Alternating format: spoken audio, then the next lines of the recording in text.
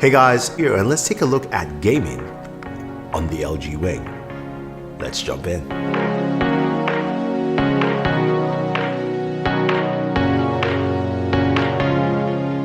So the LG Wing was just announced and we're taking a look at our first gaming impressions on this device.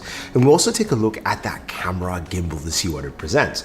All right, so I've got to give it to LG though. They've created something really unique and interesting here with the LG Wing. Now the Wing, it looks like a standard smartphone, feels like a standard smartphone until of course you swivel it, and then that gives you the secondary display. Now the secondary display is 1080 by 1240. It's about 3.9 inches. The main display is 6.8 inches, and that looks like a lovely display altogether. Overall, the feel is a bit thicker than your standard smartphones that you have nowadays, but not too thick, but it just feels really solid. Nice build by LG. Now you've got 3 cameras at the back, and those cameras of course give you a 64, 13, and a 12 with what they call the hexa motion stabilizer. So that's the the gimbal that they talked about. But what we really care about is what's under the hood and how this whole contraption works for gaming, right? So it's a Snapdragon 765 processor. You've got, of course, 8 gigs of RAM. You can go up to 256 gigabytes of storage. You also have micro SD expansion. So all those things are packed in here. It's a 4,000 milliamp battery. It's got fast charging, quick charge 4.0 plus. You've got wireless charging as well built into it. So you've got all the things you want in a standard smartphone. But when it comes to the camera, as I mentioned, you've got that gimbal rig and you've got a pop-up front-facing camera as well. Now, as gamers, there are many things you can do, and with LG, they have a couple of setups here. Now, when you basically swivel and open the device, it's really easy to do, very simple, very easy to access. What that allows you, of course, is you can use both displays for several different things. So you can have the top display, watching a video. You can have the bottom display going through, say, your text messages or Instagram or Twitter or whatever you want to. You can also set this up. Now, you have to go into the menu section and you go into display. Then, of course, you go into swivel display or swivel actions, and then you can set up the apps, and there are specific apps that will work. Not every app basically scales to the second screen, but you can actually set up the apps the way you want to, so you can actually have that. So I have, of course, 2 gaming apps to open up, which you can actually do. You can actually open up 2 gaming apps. You can also set up a game in maybe YouTube, a game on Twitter, or whatever you want to.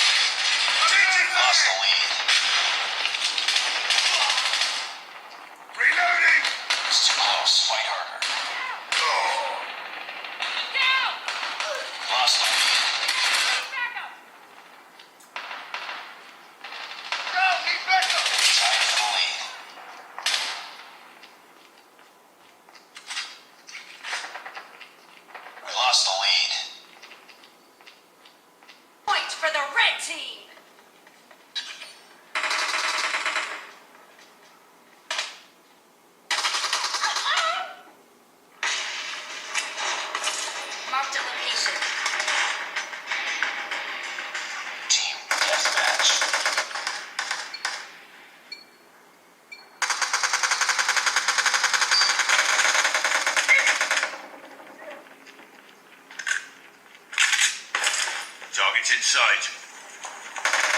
Lost the lead.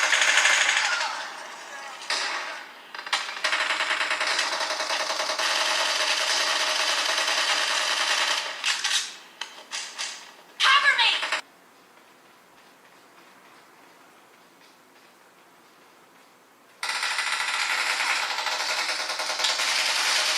Enemy down!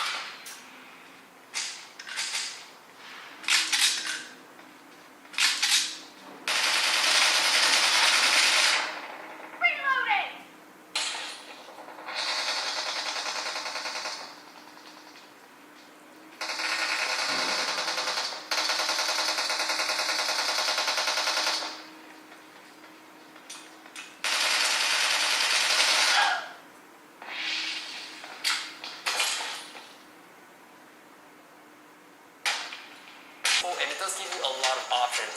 Killing Since spree I'm more for the simple, blue I don't really team! need to use all those options.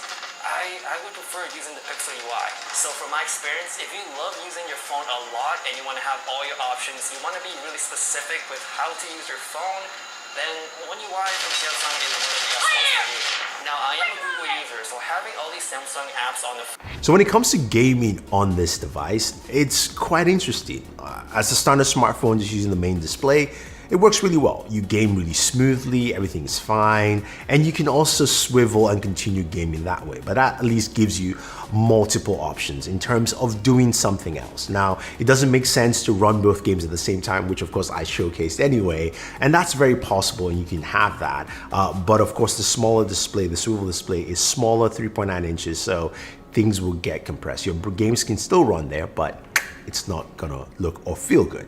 Now, when it comes to using both displays to game, that actually works well in terms of having the main display for gaming and your secondary display doing something else. So usually I flip it around so it looks like an inverted T, and with that I can have my Twitter on the very top on the smaller display.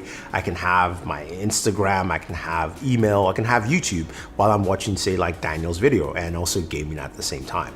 Now, gaming temperatures, while gaming, I got about 99 degrees in terms of temperatures, which is nice and was good.